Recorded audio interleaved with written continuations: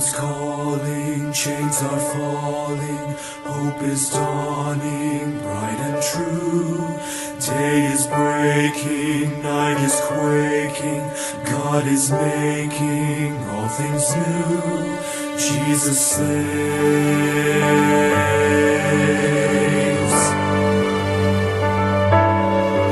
Hear the heart of heaven beating, Jesus saves, Jesus saves, and the hush of mercy breathing, Jesus saves, Jesus saves. Hear the hosts of angels sing, glory to the newborn King, and the sounding joy repeating, Jesus saves. See the humblest hearts adore Him, Jesus saves, Jesus saves, and the wisest bow before Him, Jesus saves, Jesus saves. See the sky alive with praise, melting darkness in His blaze. There is light forevermore in Jesus saves. We will live our sorrow sharing, Jesus saves, Jesus saves. He will die our burden bearing, Jesus saves, Jesus saves. It is done, we'll shout the cross, Christ has paid redemption's cost, while the empty tombs declaring, Jesus saves. Rising up so vast and strong, lifting up salvation's song. The redeemed will sing forever, Jesus saves.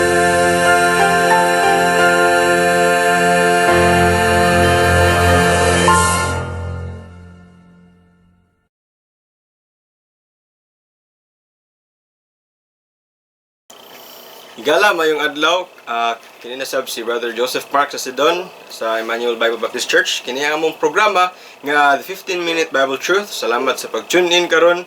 Salamat sa inyong higayon nga gihatag aron maminaw sa mga pagtulunan sa pulong sa Ginoo. Now, karong karon nga episode sa tong 15-minute Bible Truth atong ablihan atong mga Bible sa John chapter 3 and verse number 16, no? John chapter 3 verse number 16 muna siyang gi-consider nga heart of the Bible kay naa diri gipakita ang gugma sa Ginoo, ang iyahang himong dalan aron nga kita maluwas, no? Atong basahon John chapter 3 and verse number 16, for God so loved the world that He gave His only begotten Son, that whosoever believeth in Him should not perish but have everlasting life. No, so ato siyang ihimay-himayon pag sabot, no?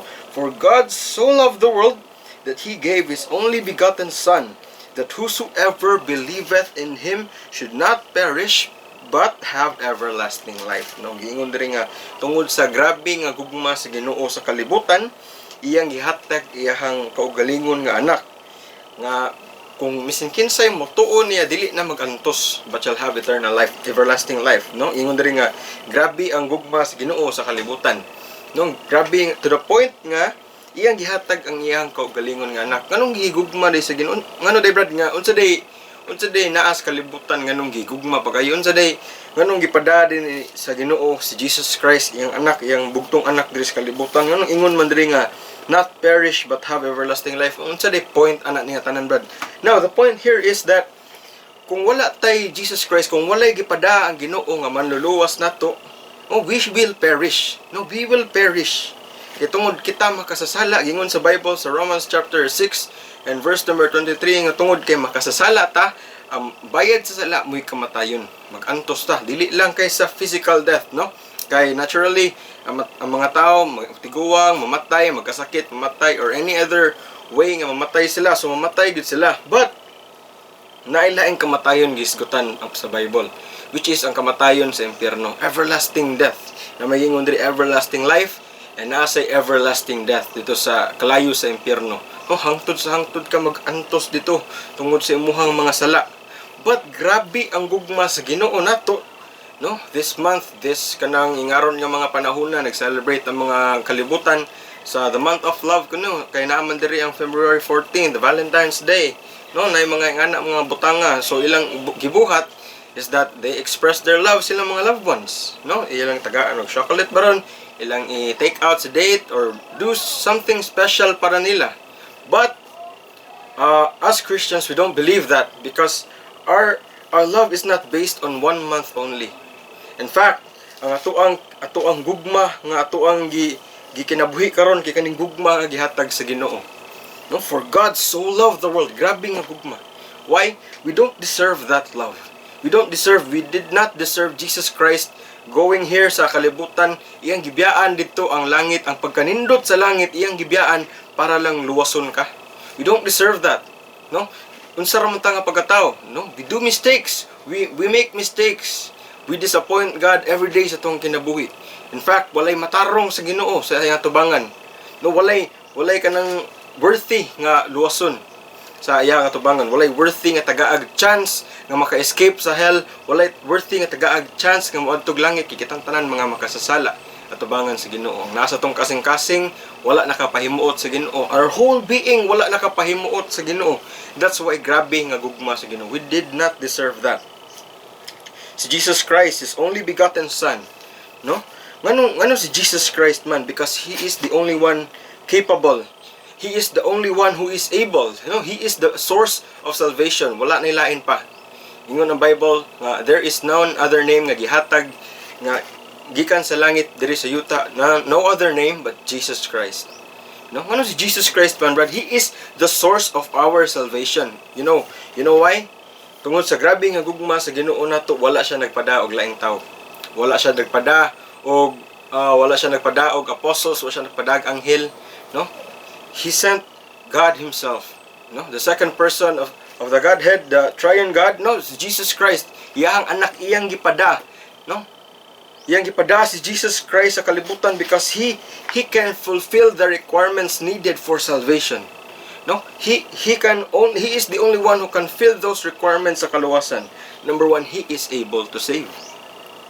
Now, some people they try to work their way for their own salvation. No, some people mingon sila nga maninguha lang ko, brad. No, maninguha lang ko nga kanang magbinuotan, hatag sa mga nanginahanglan, dili magbuhat ug dili daotan, dili mangaway, magbinuotan ko kanang at peace ko sa akong mga neighbors and all their stuff. Nindot na siya. That is good. That is kanang maayo na siya nga butanga. But if that is your way of salvation, if mo na ang imong paagi aron ikaw maluwas, now dili gyud na siya mao. No? You are not able to save yourself. No, because without the shedding of blood, there is no remission of sin. And if you will shed your own blood, dili man ka inosente. Dili man ka walay sala. You are guilty in front of God. No, and if you will present yourself ang imuhang kaugalingon nga dugo dito sa Ginoo, you are not worthy. Dili ka worthy. Because sa atoa pa lang dugo daan from generation to generation until naabot nato gikan ni Adam mga makasasala ta. No, even though we try to do good, even though we try to do everything makabalik ta sa Ginoo, we cannot because Jesus Christ is the only way to God. He is able to save us. No, the church is not able to save you. No, church membership is not able to save you. Even though nga makigmembro ka og daghan nga mga simbahan, klase-klase nga mga simbahan that claim that they are the truth, that claim that they are somehow nga kanang mga simbahan nga tinuod nga moy gikahimutan sa Ginoo. No, dili na sila mao. They are not able to save. No, church membership cannot save you, and good works cannot save you. The priest or anyone nga kanang nasa higher ranking, the government can save you, the president cannot save you. Only Jesus is able to save you. Gingon sa Bible sa Hebrews chapter 7 and verse number 25. Ingon siya sa Hebrews chapter 7 and verse number 25. The Bible says, "Wherefore He is able also to save them to the uttermost that come unto God by Him, seeing He ever liveth to make intercession for them." Ingon ang Bible nga He is able also to save them to the uttermost. No? Kay somehow ang mga simbahanan, ang mga ubang mga tao mingon sila nga pwede ka nang uloson. Siguro maluwas ka sa imong financial problem, siguro maluwas ka sa imong problema, emotionally, physically, any problem, but imong spiritual problem is that ikaw nga makasasala karon, padulong ang imong kalag sa impyerno. But if you do not imo lang nang i-entrust sa lain na nga problem, now mapalpak jud ka because they are not able to save you. Only Jesus can. And He will save them to the uttermost. Dili lang kay ka makaikyas sa impyerno, malangit pa jud ka, makikuban ka niya dito, makikuban ta sa Ginoo dito. That come unto God by Him. Ingon ang Bible, come unto God by Him. Dili sa laing pamaagi, no? Come unto God by Him. Kaya ingon siya, I am the way, the truth, and the life. No man cometh unto the Father but by me. And ang kapait sa mga tao karon is that they try to find their own ways to God. They try to find their own ways to God by doing things that somehow please God, but they're only doing it para musikat sila. No, some rich folk kay kanang mo donate og dagko sa simbahan para lagi nga naay blessing nya man mahimo sila nga maka-reserve sila spot sa langit. Now, dili na mao ang atong pamaagi sa langit. And dili sad na mao atong pamaagi sa bagbalik sa Ginoo because we cannot buy our way back to God. Because everything belongs to God. In one snap, pwede na mawala tanan nato. No, kung ato na siyang ipanghambog nga dato kay ko, I can buy my way to heaven. Dali ra ka na masnap sa Ginoo away from us. That's why Jesus Christ is the way to salvation. He is able to save us.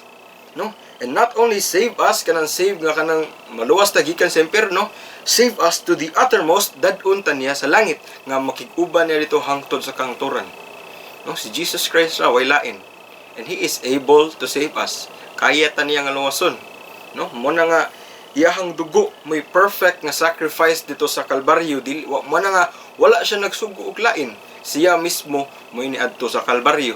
Siya mismo may nagpas-an sa krus nga para unta atoa. Nagpatusok siya sa iyang kilid nga para unta atoa. No?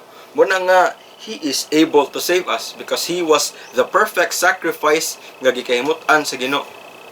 No, mo na siya, Jesus Christ. He is the source of our salvation because number one, He is able to save. And number two, He is willing to save. Now, naay mga tao nga kanang naslay capacity nga mutabang sa to, especially kanang mga rich people naslay capacity to help other people who are in need, but somehow they are not willing to help. Maybe for some reason nga kanang dili sila ma-recognize, maybe for a reason nga kanang dili sila makagain og benefit, dili sila makagain og media presence, mo na di sila mutabang. But Jesus Christ, not only is He able to save us, He is willing to save us. Nagsige siya panuktok sa ato ang kasing-kasing until right now. Laminaw ka karon until right now, nagsige siya panuktok nga pasudla siya sa imong kasing-kasing because He is willing to save you. That's why nga siya mismo minari. Wa siya nagsuguglain because He is willing to save you. To the fact nga siya mismo may nangunay sa ato ang kaluwasan. Now always remember nga ang ato ang salvation wala tay gihimo ani except for the sin that made it necessary. No? Muna nga si Jesus Christ mismo, He came down. No, grabe kayo ang iyang kahayahay dito sa langit, but He stooped down the earth for us to be saved. Grabe nga klase nga gugma. No?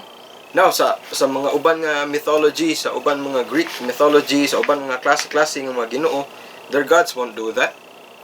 No? Their gods are not able or they're not willing to stoop down para sa lahang mga katawhan. But ang ato ang Ginoong Jesus siya mismo minanhaog because He is willing to save you from hell and to bring you to heaven with Him. Grabe nga klase nga gugma. No? Sa mga mythology nga mga klase-klase nga mga story, wala dili na nila kayang buhaton because they are too proud to do that. No? But they are not real. Now, si Jesus Christ is real and He loves you and He is willing to save you. No, ningon siya sa 2 Peter, atong ablihan atong Bible para dito mailan nga nagbulatik-bulatik lang ta diri.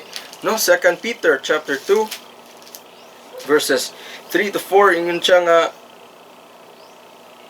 3 verse 9, The Lord knoweth how to deliver the godly out of temptations, and to reserve the unjust to the day of judgment to be punished. No, ingon siya diri, the Lord is not slack concerning His promise, but is long-suffering to usward, not willing that any should perish, but all should come to repentance. No, di siya ganahan nga mga katawhan, dili siya ganahan nga mga katawhan kay antos. No? The Lord is not slack concerning His promise.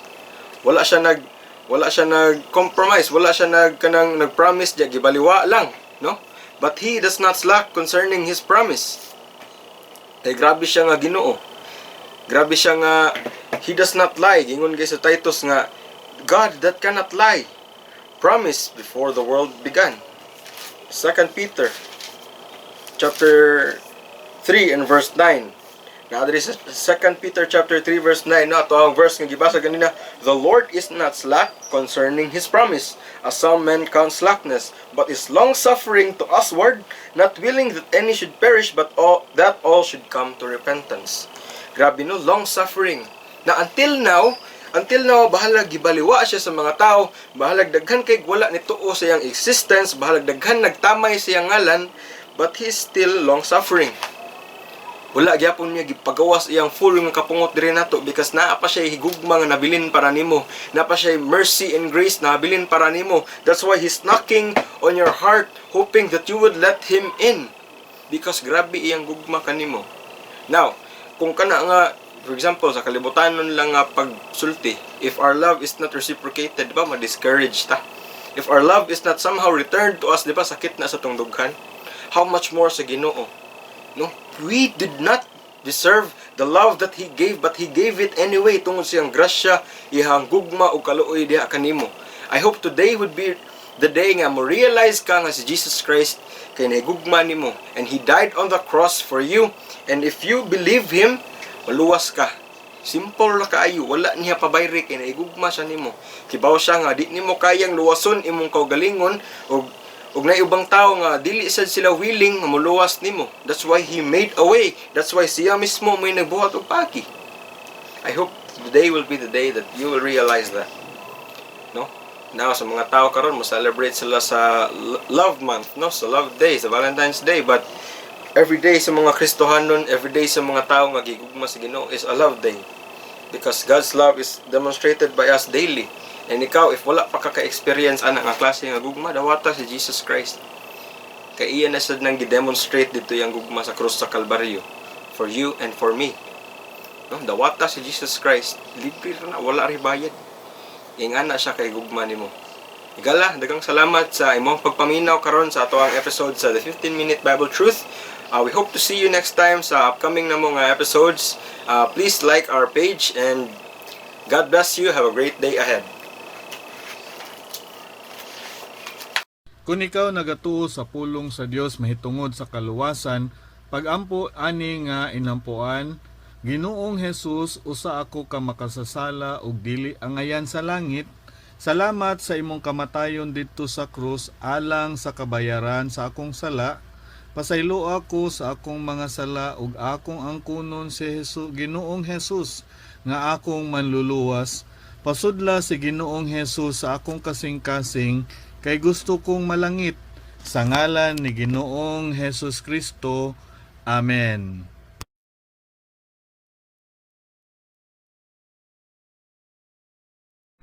Higala kung ikaw na panalanginan kini nga mao nga broadcast karon, amo nga paghangyo kanimo nga kaybawa kami pinagi sa pag-text kanamo or pinagi sa pag-message sa amo ang Facebook page, ug kami malipay mutabang kanimo ug mugiya kanimo sa kamatuoran nga ang kaluwasan pinagi lang ni Ginoong Hesus, ug ang kasiguruan naa lamang sa iyahang pulong, ug ikaw makabaton niini nga kasiguruan kabag-uhan sa kinabuhi, ug malipay kami mo tabang kanimo mga higala. Kini na sab si Pastor Mark Sasidon. Daghang salamat ug maayong adlaw ninyong tanan.